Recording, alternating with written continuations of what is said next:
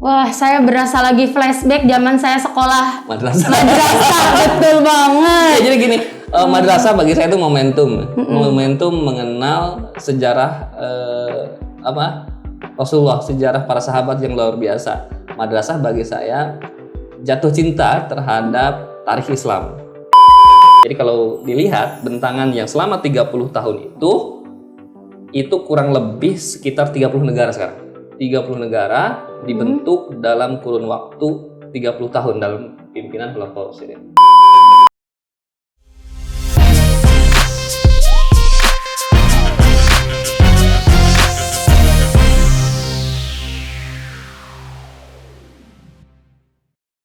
Assalamualaikum warahmatullahi wabarakatuh. Selamat siang teman-teman. Kembali lagi di acara Podcast Nagata. Kali ini di Podcast Nagata akan kehadiran tamu istimewa yang akan sharing di bulan Ramadan ini. Ini Ramadan yang alhamdulillah lancar-lancar ya sejauh ini. Puasanya gimana?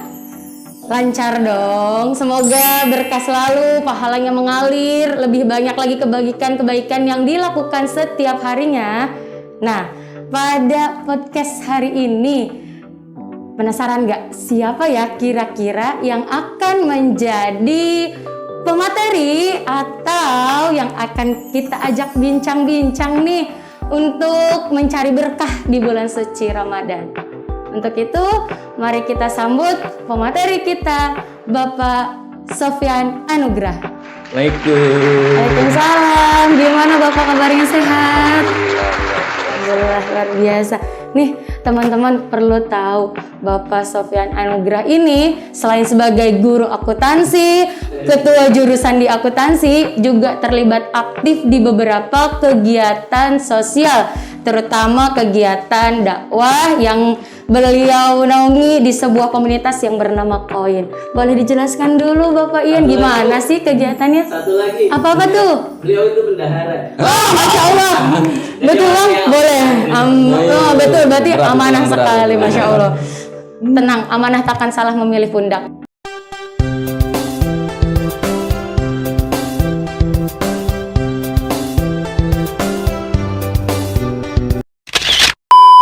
Wow. Ada juga pundak yang dengdek nih. Oke, gimana nih Pak? Sehat? Alhamdulillah sehat, Betty. Gimana hari-hari selain menjadi guru, terus mengajari sekolah, ada kegiatan-kegiatan yang dilakukan biasanya? Iya, tadi betul. Kebetulan kita aktif di komunitas Inspirasi Nabawiyah. Salah satunya menyebarkan syiar siroh tentang siroh Nabawiyah, Rasulullah SAW, juga siroh sahabat. Selain juga ada edukasi-edukasi yang lain buat masyarakat seperti penyaluran buku wakaf siroh kita ke beberapa wilayah termasuk di Pandeglang ini. Kemudian juga pendirian rumah baca RBI, rumah baca inspirasi, dan insya Allah masih banyak lagi tentang kegiatan khusus tentang parenting online, siroh insight untuk kegiatan secara siarnya seperti itu ya. Masya Allah banget nih, banyak banget kegiatan-kegiatannya yang diikutin sama beliau nih. Kayak gitu kalau wakaf buku nikah diwakafkan juga. Wah, siap-siap. Siapa bisa masuk? Mau buku nikah? Till it's cool, just cool, into the mouth. Nice. Oke. Oh ya, ini kan akan menjadi podcast sharing kita untuk mencari berkah di bulan suci Ramadan yang pertama. Iya. Nah, karena ini yang pertama, kira-kira Bapak di sini akan sharing tentang apa sih sama kita semua nih? Kita sharing tentang 10 sahabat yang dijamin masuk surga. Waduh. Semoga salah satunya saya. Wait a minute. Who are you? Oh, saya bukan.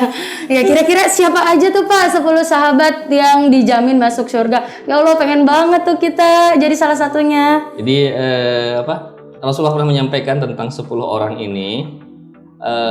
Salah satunya adalah yang akan kita bahas untuk perdana kali ini. Pokoknya di antara yang 10 ada 4 orang sahabat yang utama yang disebutkan pertama kali. Dan keempat ini merupakan Khalifatul Rasulullah, Khalifah Rasidah. Abu Bakar yang kita kenal, Umar yang kita tahu gagahnya, tegasnya, kemudian Utsman bin Affan dengan lembutnya, pemalunya, kemudian Ali bin Abi Thalib dengan wawasan yang luar biasa tentang keilmuan. Wah, saya berasa lagi flashback zaman saya sekolah Madrasah. betul banget. Ya, jadi gini, madrasah bagi saya itu momentum, momentum mengenal sejarah Rasulullah, sejarah para sahabat yang luar biasa. Madrasah bagi saya jatuh cinta terhadap tarikh Islam. Mungkin kalau bukan karena madrasah menyampaikan itu, kita nggak tahu bagaimana tentang peradaban Islam itu ditopang dari sana. Betul. Karena sejauh ini ya yang kita tahu sejarah general aja gitu ya.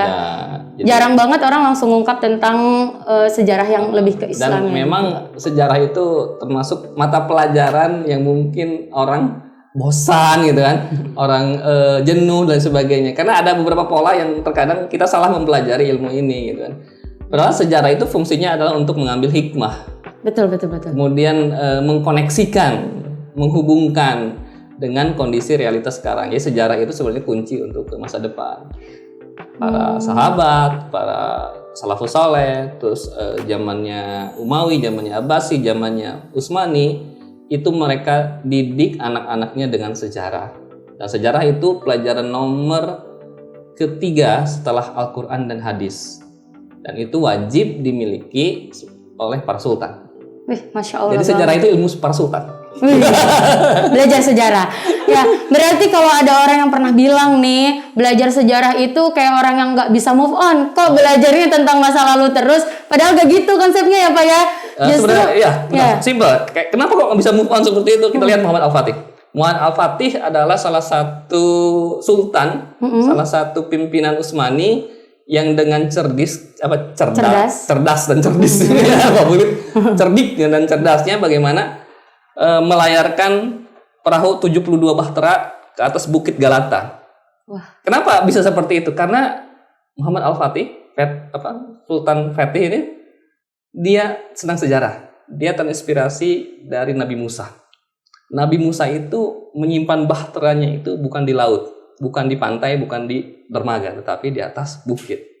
Wah, kebayang tuh ya kalau sekarang gimana bawanya gitu kan? Karena kan Nabi Musa, Nabi Musa. Nabi Musa berarti tongkat. Nabi Nuh bahtera betul. Kita belajar lagi. Dijamin aja.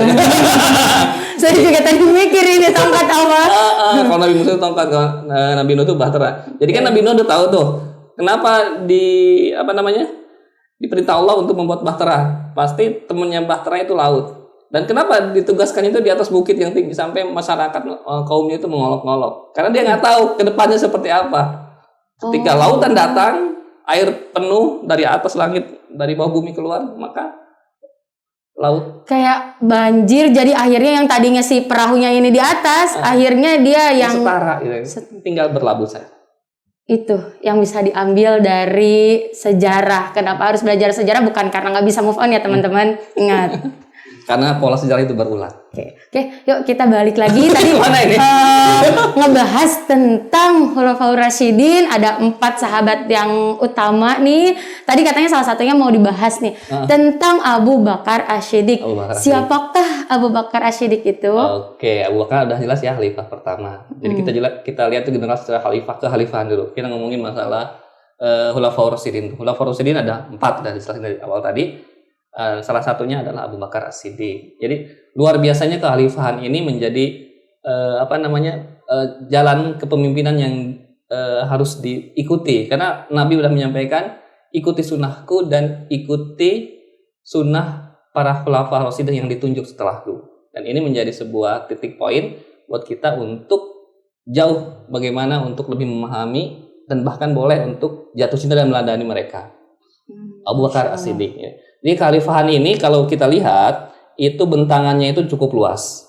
Ini zaman pasca Rasulullah wafat. Pasca Rasulullah wafat jadi sekitar abad ke-7 ya, abad ke-7, sekitar 632 Miladiah. Diangkatlah Abu Bakar As-Siddiq. Luas wilayahnya itu jika digabungkan, ini kita ngomongin masa dari sampai Ali ya, sampai Ali bin Abi Thalib. Itu membentang dari Afrika Timur. Afrika Timur itu bagian Afrika. Afrika. Ada Tunisia saat ini. Kemudian ada Aljazair, Libya, Mesir. Ya. Kemudian nyebrang ke wilayah Mediterania ke atas, termasuk ke wilayah Sam. Sam itu ada 4 negara, Jordan, Palestina, Lebanon, satu lagi apa? Syria.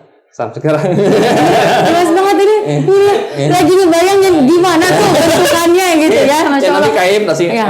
Perlu kita kasih tahu nih gimana tuh bentukannya ya biar teman-teman Kemudian juga wilayah tahu. Jazirah Arab ke bawah terus masuk semenanjung Arabia. Di situ kan ada Mekah sekarang, kemudian ada Yaman, Oman, kemudian Kuwait, Bahrain ya. Kemudian geser lagi ada Irak, Mesopotamia di bawah Sam. Kemudian wilayahnya sampai ke perbatasan Afghanistan, Pakistan dengan sungai Indus di situ. Nah, itu wilayahnya kekhalifahan sampai ya kita udah Samarkand, Bukhara dan sebagainya udah termasuk di sana. Itu wilayahnya. Jadi kalau dilihat bentangan yang selama 30 tahun itu kurang lebih sekitar 30 negara sekarang. 30 negara dibentuk dalam kurun waktu 30 tahun dalam pimpinan Khulafaur Rasyidin. Selama 30 tahun yang dipimpin oleh total 4 orang tadi. Masya Allah. Sangat berpengaruh untuk peradaban Islam ya. Itu menjadi fondasi karena di bawahnya kurang lebih menaungi 40,3 juta jiwa. Kalau dihitung apa ya? Dihitung jumlah arealnya itu kurang lebih sekitar 3.500.000 mil persegi. Nah, itu tahun 753 sampai 661-an miladiah. Itu Khulafaur Rasyidin. Jadi bayangin bagaimana kota kecil yang dulu namanya Yatsrib berubah diafirmasi oleh Rasulullah menjadi Al-Madinah, kemudian jadi mercusuar untuk meluaskan dakwah Islam sampai sebegitu luasnya. Dan karakter sahabat itu satset. Satset. Mageran Satset ya, makanya bersegera untuk meminta ampunan Allah di surat Al-Imran dijelaskan di situ. Para karakter para sahabat itu ingin segera meluaskan dakwah ini. Sama halnya karakter Abu Bakar As-Siddiq yang akan kita bahas. Jadi Abu Bakar As-Siddiq ini adalah sahabat Rasulullah dari kecil. Bestinya Rasulullah SAW. Jadi ketika sebelum datangnya Islam, sebenarnya Abu Bakar ini orangnya menanti hadirnya Islam, hadirnya Nabi terakhir. Karena dia sering kongkongnya itu bareng dengan kaum Hanifiyah. Minuman keras, teler dan sebagainya. Tapi kata Abu Bakar, aku tidak mau kehilangan kehormatanku gara-gara setetes. Kata Romai Ramai, setetes. Karena kalau sampai kita minum Homer gitu ya, ibaratnya itu kan bisa memabukkan. Setelah mabuk, kenapa bisa minum Homer itu kehilangan kehormatan? Karena kan nggak sadar apapun bisa dilakukan, betul ya? Betul. Iya. Intinya ke arah sana. Kemudian Abu Bakar ini nggak pernah melakukan hal-hal yang syirik, hal-hal yang menyembah berhala. Dulu bapaknya itu Abu Quhafah namanya. Abu Quhafah ini bawa Abu Bakar kecil. Ayo ikut sama bapak. Kita lihat rumah Tuhan ya, rumah Tuhan pokoknya seperti itu. Datanglah ke sebuah berhala gitu. Abu Bakar, Pak ngapain di sini Pak? Mintalah kan. Ini Tuhan kamu, dikenalin Tuhan kamu. Seperti itu. Tapi Abu Bakar yang karena cerdas gitu. Tuhan, beri aku makanan. Tuhan, halo Tuhan. Pak diem aja barang gitu. Kemudian Tuhan berikan aku pakaian, aku mau pakaian. Apa yang lakukan Abu Bakar? Geleng-geleng. Dia ambil semongkak batu dan berhala itu dilempar sama dia. Karena ya nggak ngasih apa-apa gitu kan. Saking cerdasnya. Selanjutnya kata Bunda Aisyah anaknya, bapakku tuh nggak pernah bersair, tapi kecerdasannya bisa merekam apa yang disairkan oleh orang lain. Jadi ketika Rasulullah meminta, masihkah ada yang ingat syair dari Qais bin Saidah? Lalu Abu Bakar langsung berdiri, karena sahabat-sahabat yang lain diam aja. Qais menyampaikan gini. Saya baca buku tentang biografi Abu Bakar, ini syairnya itu bisa 1 halaman penuh. Ya Allah, bisa hafal tuh. Bisa hafal dan titik komanya jelas. Apa yang sebenarnya cerdas. Abu Bakar ini cerdas banget. Bisa tuh, ini jadi salah satu tauladan untuk kita. Amin ya, semoga bisa keikuti jejaknya. Jadi Abu Bakar punya kelebihan kecerdasan dalam mendengar. Dalam mendengar itu kelebihannya. Dia apa yang disampaikan oleh orang dia simpan dengan baik. Memorinya, kecerdasan memori ya namanya. Seperti itu. Nah, kita nyambung ke Abu Bakar. Jadi Abu Bakar ini adalah sosok yang pemalu. Dia paling nggak tegaan lihat orang dalam kondisi sulit. Abu Bakar itu orangnya yang paling mudah menitikkan air mata. Saking seperti itunya, saking melonya, Mudah saking terharu mudah ya. terharu seperti itu. Betul. Jadi inilah yang membuat berbeda dengan karakter sahabat lainnya, berbeda dengan orang-orang lainnya di antara suku apa. Dan Abu Bakar ini adalah salah satu pejabat dari. Jadi setiap di suku Quraisy ini ada namanya, dibagi dengan namanya apa ya, keluarga besar, marga, kalau Bani. Nah, Bani. Abu Bakar ini dari Bani Taim namanya. Taim. Kalau Rasulullah kan Bani Hashim. Nah, pamannya Nabi itu Abbas bin Abdul Muthalib ditugaskan sebagai pejabat Sikoyah. Nah, Sikoyah ini mungkin kita pernah dengar air minum Sikaya. Oh. Nah, Sikaya ini dari Sirah tuh. Oh, gitu. Merek Sikaya itu nggak boleh nyebut merek. Enggak apa-apa. Semoga nanti ada endorse-nya. Jadi Abbas bin Abdul Muthalib itu pejabat kaum Quraisy. Apabila datang tamu-tamu besar, tamu haji, tamu-tamu kenegaraan dan sebagainya, itu kerjanya Abbas dalam menjamu tamu. Umar juga pejabat dari Bani Adi. Tugasnya itu adalah menyiapkan duta-duta besar Quraisy untuk keluar Quraisy. Jadi kalau urusan duta besar, urusan kenegaraan yang sifatnya luar negeri, itu Bani Adi. Kalau sekarang tuh kayak Kementerian Luar Negeri, seperti betul. itu. Diplomatis. Betul. Diplomasi pokoknya. Nah, kalau Abu Bakar itu masalah ngurusin diat. Diat itu masalah denda, ada keributan, perdata, dia minta urusannya harus diselesaikan, itu urusannya dengan Abu Bakar. Jadi Abu Bakar, misalnya ada orang Quraisy bermasalah dengan kaum lain, maka meminta Abu Bakar, tolong Abu Bakar bagaimana caranya, diambil sebuah solusi, apapun tebusannya, misalnya minta tebusan 1 paket unta gitu ya, 20 paket unta, 20 unta, maka Abu Bakar meminta pada orang-orang Quraisy, kita butuh 20 unta untuk menyelesaikan kasus ini. Longgar. Dan orang Quraisy kalau Abu Bakar minta dipenuhin. Masya Allah. Tapi kalau bukan Abu Bakar nggak dipenuhin. Berarti bisa dipercaya banget dong. Bisa dipercaya banget. Itulah asidik yang udah melekat dengan asidiknya Abu Bakar. Oh, ngomong-ngomong soal asidik nih, kan Abu Bakar asidik, boleh diceritain nggak secara singkat aja dari mana tuh asidiknya? Nah, asidiknya sebenarnya udah nempel dengan karakter Abu Bakar sendiri. Asidik yang pertama adalah ketika Abu Bakar bertemu dengan Rasulullah, Rasul menyampaikan, wahai sahabatku, aku mendapat perintah untuk mendakwahkan risalah Allah. Abu Bakar nggak bertanya, nggak mempertanyakan, nggak ngomong kamu nanya, nggak mau gitu. Saya ikut. Asyhadu alla ilaha illallah wa asyhadu Muhammadar Rasulullah. Abu Bakar adalah orang pertama di luar keluarga inti Rasulullah yang menerima dakwah Islam. Orang pertama. Berarti bisa disebut juga sebagai orang pertama yang masuk Islam. Membenarkan. Gitu. Asidik yang kedua itu adalah sikohnya orang-orang Quraisy terhadap Abu Bakar itu sendiri. Jadi Abu Bakar ini memang membenarkan apa yang dirasakan oleh kaum Quraisy. Tapi tidak semuanya. Artinya orang-orang yang memang dapat hidayah. Karena dari tangan Abu Bakar sendiri, Zubair bin Awam masuk Islam. Tolhah bin Ubaidillah masuk Islam. Siapa lagi tuh? Zubair, Tolhah. Sa'ad bin Abi Waqqas masuk Islam. Dan ketiganya Said bin Zaid juga masuk Islam. Itu Said bin Zaid itu siapa? Suaminya Fatimah binti Khattab, adiknya Umar bin Khattab. Adiknya Umar bin Khattab. Khattab. Nah, orang-orang ini adalah orang-orang yang dijamin masuk surga. Plus Abdurrahman bin Auf. Ya, ada 10 orang yang masuk surga. Iya. 6 orangnya diambil, disentuh hatinya melalui tangan Abu Bakar. 6, berarti kalau 4 tadi yang Khulafaur Rasyidin, 6-nya itu karena sentuhan hatinya Abu Bakar. Masya Allah, berarti sangat amat berpengaruh dan berdampak sekali ya. Iya.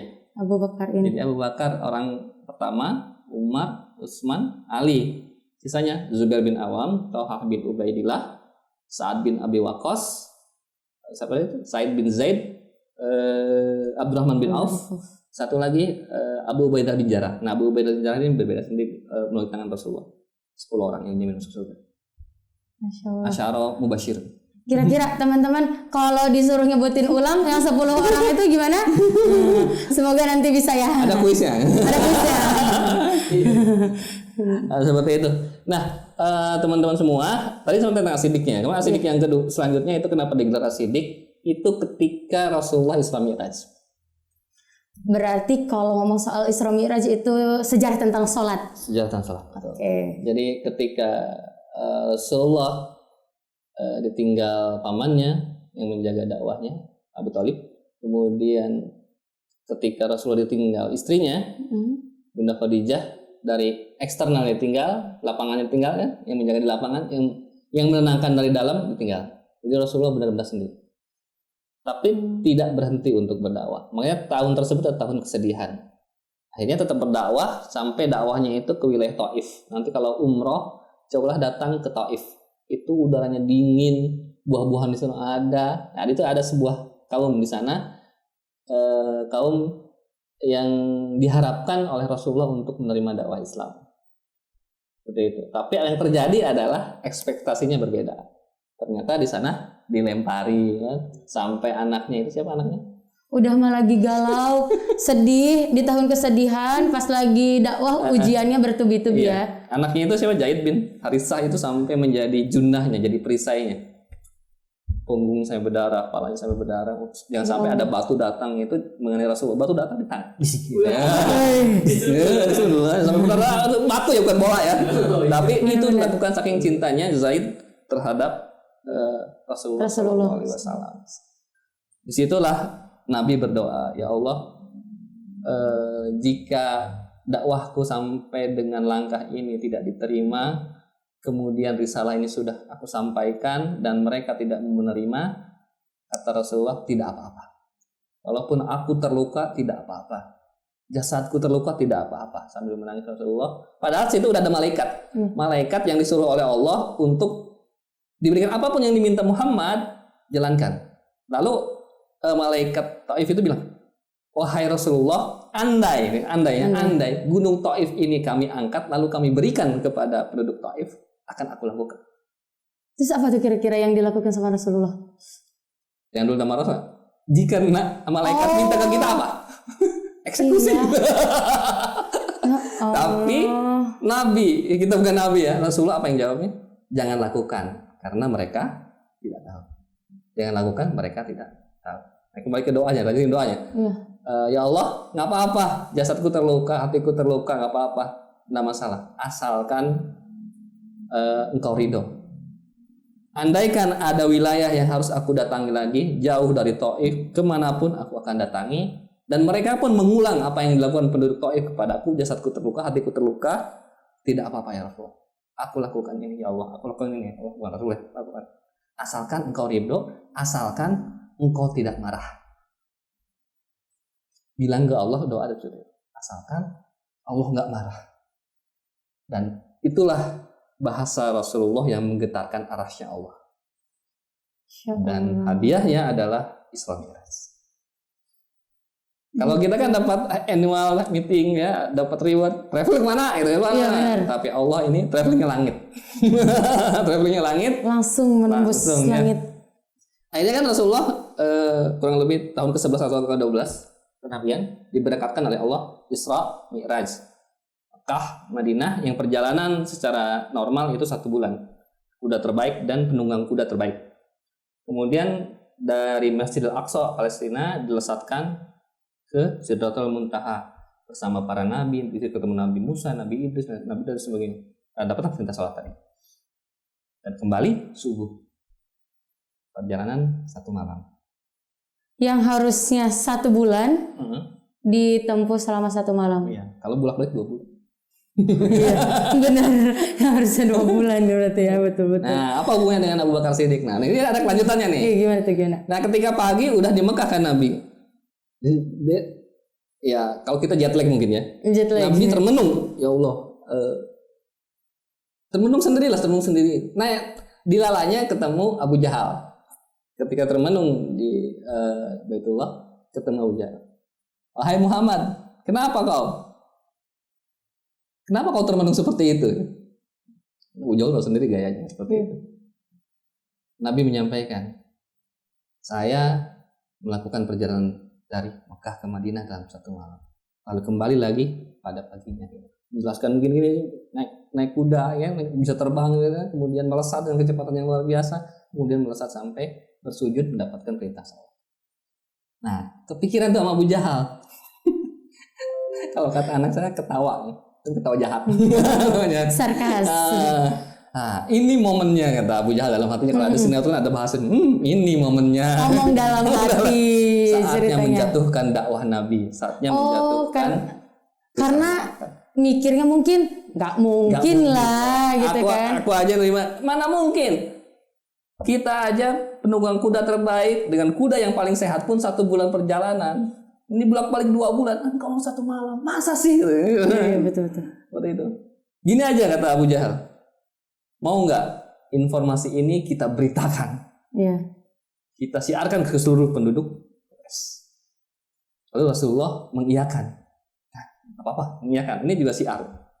Polos Rasulullah dalam kondisi betul. dalam skenario. Padahal ya skenario mau dijatuhkan. Lalu datanglah sebuah bukit di sana biasanya tempat memberikan informasi namanya Bukit Abu Kubais. Nah, di umroh Sa'i Marwah itu di antara itu. Nah, bukitnya lumayan tinggi, berbatu seperti itu, dan itu hanya orang tertentu yang untuk menyampaikan.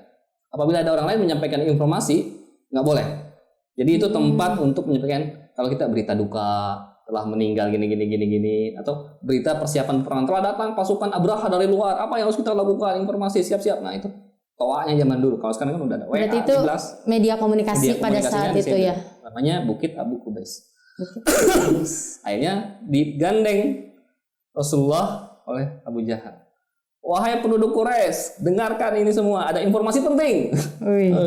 Informasi penting. Semua merapat dan dengarkan baik-baik. Sambil ketawa jahat. Gitu Kumpullah habis itu. Kumpul semua. Lalu Rasulullah pun menyampaikan, wahai penduduk Quraisy, aku mendapat perintah Allah. Aku telah melakukan Isra dan Mi'raj. Gini. Orang mana mungkin? Nah, dalam kondisi seperti itu, masyarakat Quraisy yang seperti itu menyatakan bahwa Rasulullah telah melakukan tipu daya dan lain sebagainya. Pokoknya nggak langsung percaya tuh. Langsung percaya dan sebagainya. Nah, setelah itu akhirnya turunlah Abu Jahal ke tempat tokoh-tokoh Quraisy. Semua sudah berjalan lancar. Aku telah melakukan sebuah skenario. Tinggal satu-satunya yang harus kita langkahkan langkah terakhir. Apa itu Abu Jahal? Ada satu tokoh yang harus kita selesaikan, yaitu Abu Bakar. Kalau Abu Bakar menolak ini, sudah selesai semua. Kenapa? Karena saat itu pun orang-orang yang sudah menyatakan masuk Islam, terdengar informasi Islam Nabi ini, ada yang kembali ke mulai goyah, keimanan goyah. Kafir Quraisy mencemooh, orang-orang Islam yang baru masuk Islam goyah hatinya, mutar balik sampai ya ada yang murtad juga seperti itu gara-gara filter Allah ini. Akhirnya datanglah pertama dalam sejarah Islam, orang-orang Quraisy bersama para sahabat jalan bareng-bareng. Biasanya saling singkirkan, nyiksa dan lain sebagainya. Nah setelah itu datanglah ke kebun Abu Bakar. Wahai Abu Bakar, ada berita bahwa Rasulullah telah melakukan perjalanan gini. Benarkah Rasulullah yang menyampaikan itu? Benar. Andai pun perjalanannya ada yang lebih jauh dari itu, maka aku percaya. Wah, Masya Allah, langsung Saking percayanya. Kemudian yang selanjutnya, bila ada sebuah hijab di depanku dan hijab itu adalah berwarna hitam, dan mata saya melihat warna hitam, indera saya melihat warna itu hitam, lalu Rasulullah di sampingku menyampaikan, wahai Abu Bakar, hijab itu berwarna putih. Maka aku akan mendustakan mata dan anggota tubuhku, dan aku lebih mempercayai Rasulullah kalau hijab itu berwarna putih. Saking percayanya. Saking percaya pada Rasulullah SAW. Iya, betul. Itulah asidiknya Abu Bakar. Lalu Abu Bakar langsung bersegera, langsung mengambil kudanya, langsung menuju tadi apa? Bukit tempat perkumpulannya itu tadi. Nah dari jauh udah kelihatan tuh. Dari jauh udah teriak, Assalamualaikum wahai Rasulullah. Rasulullah langsung berdiri, langsung tersenyum. Waalaikumsalam apa kabar? Apakah yang terjadi seperti ini adalah engkau telah melewatinya? Kata Rasulullah, benar. Aku percaya padamu wahai Rasulullah. Engkau telah melewati Isra dan Mi'raj. Wah galau lagi tuh penduduk Quraisy. Wah ada satu Abu Bakar yang ratusan orang nggak percaya, datang Abu Bakar percaya dan menyatakan bahwa itu adalah benar-benar terjadi. Lalu Abu Bakar langsung naik karena dia pejabat Quraisy, boleh naik ke bukit tersebut. Wahai penduduk Quraisy, dengarkan apa yang disampaikan oleh Muhammad saat ini. Terakhir kalinya, jika engkau mempercayai dan meyakini apa yang disampaikan, silakan ikut. Tapi jika pun tidak mempercayainya, ini terakhir kali. Rasulullah pun menyampaikan, Isra Mi'raj perjalanan seperti apa? Dengarkan. Seperti itu. Menyampaikan seperti apa pasarnya Palestina, kondisi debu-debunya, perdagangannya seperti apa, pintu dan lain sebagainya. Bahkan ada yang bertanya, berapa pintu dari pintu pilar Masjidil Aqsa? Nabi menyampaikan jumlah pintunya adalah sekian. Allah bukakan tentang kota Palestina di depan Rasulullah SAW. Berarti sedetail itu. Sedetail itu. Dan ajaibnya orang-orang yang mendengarkannya, Muhammad benar. Akhirnya Muhammad benar. percaya lagi. Mereka percaya lagi. Dan terakhir Betul. langsung ini kejeniusannya Abu Bakar, dia memutar balikan kondisi seperti itu. Dia bilang sama masyarakat Quraisy, wahai Rasulullah, ini yang terakhir kalinya. Jika kau benar-benar mempercayainya, maka ikutilah kebenaran ini. Maka Nabi Muhammad menyampaikan, tunggu 2 hari lagi. 2 hari lagi. Sepulang aku dari Masjidil Aqsa, aku melewati satu kafilah. Kafilah, rombongan onta. Jadi kalau Arab itu di bawah 3 onta itu bukan kafilah. Tapi kalau 3 sampai ratusan ribuan onta itu kafilah namanya. Rombongan namanya kafilah. Jadi kalau di bawah 3 onta bukan kafilah. Hanya ya perjalanan biasa saja. Di situ aku melihat satu kafilah dengan namanya ini jumlahin tokoh-tokohnya yang membawa kafilah unta tersebut, dagangan dari Palestina tersebut. Kemudian dalam sebuah perjalanan itu satu untanya hilang. Dan aku melihatnya untanya itu berderum ke satu arah. Lalu saya sampaikan, wahai kafilah, untamu hilang satu, maka kejarlah ke arah sana yang ditunjukkan oleh Rasulullah SAW. Nah, bagi kafilah yang dibawa kan bingung, ini ada suara dan benar kalau untanya itu hilang. Lalu orang-orang tersebut mengejar ke arah yang ditunjuk dan ternyata unta itu ada. Unta yang hilang ada. Dan satu lagi, jika 2 hari itu hadir, maka yakinlah aku sudah melakukan Isra Mi'raj. Dan di hari yang kedua itu, tolong perhatikan, pimpinan itu ada satu unta di depannya pakai selendang merah. Jika rombongan unta yang paling depannya melakukan yang ada tanda selendang merah, bisa dipastikan itulah rombongan itu. 2 hari kemudian. Moment of truth nih. Gimana ya? 2 hari kemudian orang Quraisy sudah nunggu di pintu gerbang Mekah. Dan ternyata dari kejauhan sudah kelihatan ada satu unta paling depan berselendang merah. Lalu ditanya, engkau dari mana? Aku dari Sam, aku dari Palestina. Apakah untamu hilang? Dari mana kau tahu kalau unta kami hilang? Kami belum mengutus orang-orangku untuk datang ke Mekah duluan dan menyampaikan bahwa salah satu untaku hilang. Apakah benar untamu hilang? Iya, untaku hilang. Dari mana kau tahu? Dari Muhammad SAW. Berubah persepsi masyarakat Quraisy terhadap dakwah. Dari disitulah makin banyak orang yang kembali ke pangkuan Islam, dan di tahun berikutnya kegilaan pun terjadi. Banyak yang disiksa, banyak yang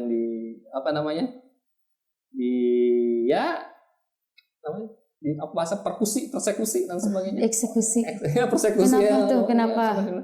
Artinya karena tekanan dari orang-orang Quraisy terhadap orang Islam. Kita selalu Bilal seperti apa, keluarga Yasir seperti apa, ya. Nah, melihat kondisi ini Abu Bakar itu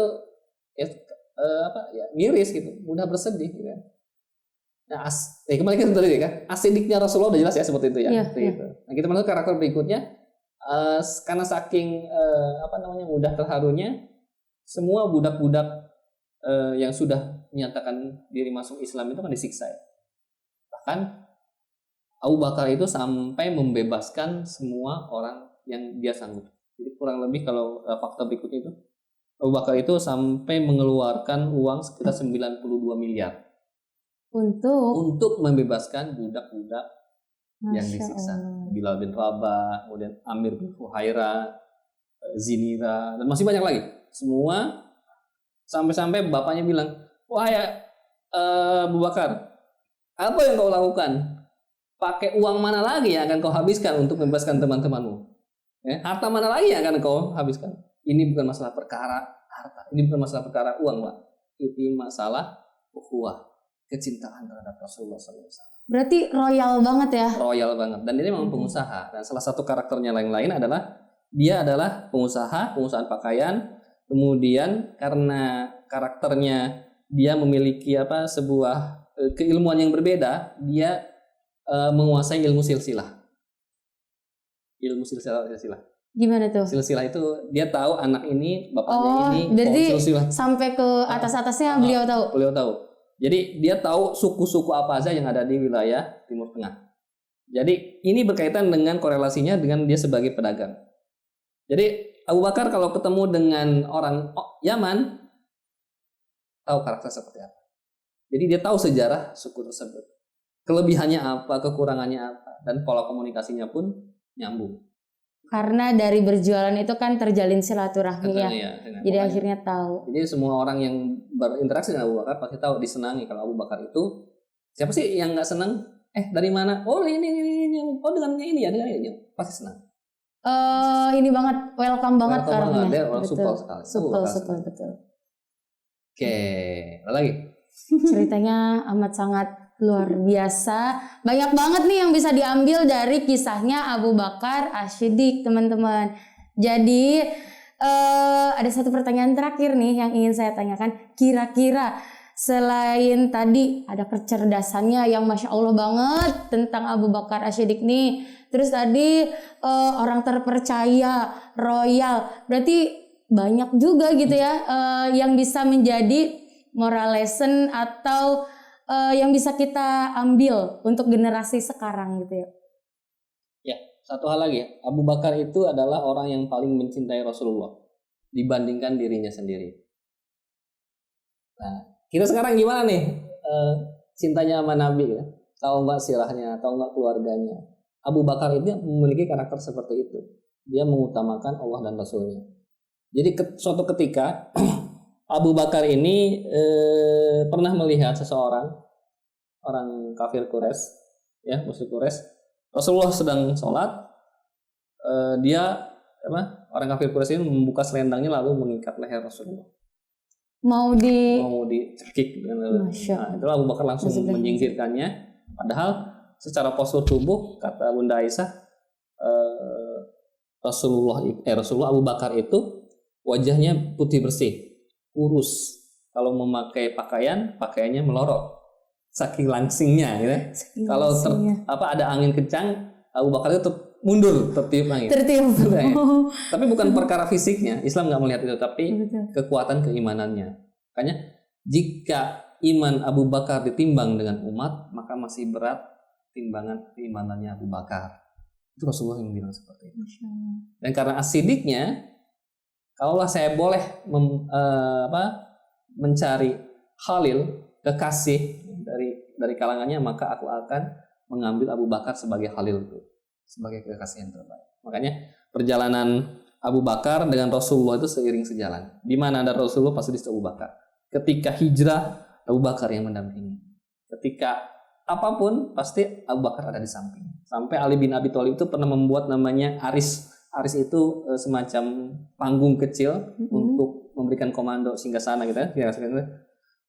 Ditanya, ya Rasulullah, ini untuk berapa orang? Cukup untuk berdua saja.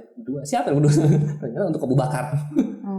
Abu Bakar. Arisnya untuk Rasulullah dan Abu Bakar itu berdua saja. Jadi supaya terlihat di lapangan. Berarti kayak yang tadi udah dibilang bahwa emang betul-betul Abu Bakar As-Siddiq ini sahabatnya Rasulullah gitu ya, bestie banget, karena apa-apa juga Abu Bakar amat sangat percaya dengan Rasulullah, bahkan lebih percaya dengan Rasulullah daripada dengan dirinya sendiri. Terus selain itu juga Abu Bakar As-Siddiq ini ternyata kalau dicari tahu lagi pernah dengar nih usianya juga nggak terlalu jauh ya, dengan Rasulullah. Ya, jadi usianya itu kurang lebih 2 tahun 2 bulan sesudah Rasulullah lahir. Rasulullah dulu, setelah itu Abu Bakar Siddiq. Jadi emang teman sepermainan. Dulu nama ibunya Ummu Khair ya, pingin punya anak laki-laki, tetapi meninggal semua. Dia punya nazar, kalau aku punya anak laki-laki lagi, maka aku akan kasih nama untuk persembahan Ka'bah. Maka namanya jadi Abdul Ka'bah, nama lahirnya. Oh, awalnya. Nama lahirnya adalah Nama Abdullah, lahirnya. Abdul Ka'bah. Tapi ketika sudah masuk Islam, ya, setelah menerima dakwah Islam, Rasulullah mengganti namanya menjadi Abdullah. Abdullah. Seperti itu. Menarik sekali teman-teman ceritanya Abu Bakar Asy-Syiddiq ini. Semoga bisa kita teladani, yang bisa kita petik dari histori atau ceritanya beliau ini. Mulai dari kecerdasannya, kepercayaannya, belum lagi kegagahannya dan royalnya. Nah, sekarang lagi di bulan suci Ramadan, teman-teman ada banget kesempatan untuk berbuat baik. Berbuat baik itu bukan hanya sekedar tentang materi. Kalau kita kan saat ini nanti akan ada kewajiban yang harus kita lakukan, yaitu terkait dengan zakat fitrah untuk memberikan zakat kita. Nah, tapi ini untuk teman-teman bisa juga berbuat baik itu bantu-bantu orang tua. Atau misalkan teman-teman sambil ngabuburit ngelihat depan rumahnya ada yang harus diberesin, bisa juga belajar untuk bisa menjadi diri yang lebih baik lagi, bantu orang bukan hanya sekedar orang tua, itu juga bisa teman-teman. Jadi banyak banget pelajaran-pelajaran yang bisa kita ambil dari kisahnya Abu Bakar Asy-Syiddiq. Iya, ntar dulu. YouTube-nya apa nih YouTube-nya? Oke, jangan lupa di-subscribe SMKN 10 official. Jangan lupa, jangan cuma sekedar subscribe teman-teman. Kalau ada videonya yang baru kalian pengen tahu nih, jangan lupa diaktifin tuh si lonceng-loncengnya. Selain itu, di like tiap kali kita posting. Komen juga teman-teman biar tahu reaksi teman-teman, sukanya sama podcast kita. Dukungannya teman-teman itu sangat berarti untuk kita di podcast ini untuk bisa memperbaiki kita ke depannya juga. Kali aja teman-teman pengen sharing tentang ini dong, boleh banget nanti di komen ya. Terima kasih, sampai jumpa di pertemuan selanjutnya. Ada yang disampaikan juga? Apa ya? Ini insya Allah serial Abu Bakar ini baru pengantarnya saja. Tentang karakter-karakternya masih banyak lagi yang perlu disiarkan supaya kita bisa lebih tahu bagaimana Rasulullah itu sangat dicintai oleh para sahabatnya. Belum kita masuk ke wilayah keluarga dan pemerintahan dan selanjutnya seperti ini. Masih banyak nih. Masih banyak. Disambung lah, gampang lah. Dari serial sahabat belum, serial Khulafaur Rasyidin dan sebagainya. Semoga ini menjadi bagian pembelajaran kita. Minimal kalau teman-teman seumuran saya, sebagai sharing aja, pengingat waktu memori madrasah dulu. Kalau bagi yang generasi sekarang, ya eksekusi semua literasi tentang sirah nabawiyah, sirah sahabat di perpustakaan ada. Berkunjung ke perpustakaan juga, jangan lupa untuk baca-baca gitu. Oke. Terima kasih untuk kesempatannya udah mengundang kita ada di meja podcast ini. Tadi apa tuh? Ada slogannya nih katanya. Apa tuh? Time to talk. Waktunya untuk bicara. Oke teman-teman. Tapi sekarang betul waktunya untuk berpisah. Terima kasih. Assalamualaikum warahmatullahi wabarakatuh. Waalaikumsalam.